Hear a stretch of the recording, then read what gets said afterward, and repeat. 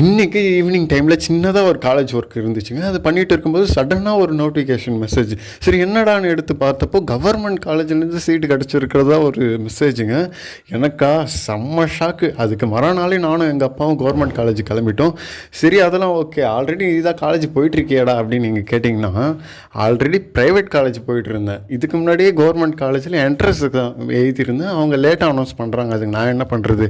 இந்த காலேஜ் வந்து எக்மோரில் இருக்குங்க. பின்னாடி பாருங்களேன், ஃபுல் அண்ட் ஃபுல்லாக ரெட் பெயிண்ட்லேயே கவர் பண்ணியிருக்காங்க. ஓகே, நானும் அங்கே இருக்கிற ஆஃபீஸ் ரூமுக்கு போனேன். அங்கே போனால் நீங்கள் இந்த படித்த காலேஜ்லேருந்து ஒரிஜினல் சர்டிஃபிகேட்ஸ் எல்லாத்தையும் வாங்கிட்டு வாங்க அப்படின்னு சொல்லி அனுப்பிச்சி விட்டாங்க. ஓகே, நானும் எங்கள் அப்பாவும் பஸ் ஏறி ட்ரெயின் ஏறி வீட்டுக்கு வந்துவிட்டோம். அதுக்கு மறுநாளே எல்லா சர்டிஃபிகேட்டும் எடுத்துகிட்டு போயிருந்தோம்.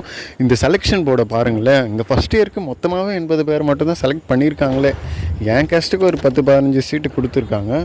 எல்லாம் அட்மிஷன் போட்டாச்சு. பஸ் ஏறி வந்துட்டு இருக்கும்போது செம்மையாக பசிச்சுதுங்க.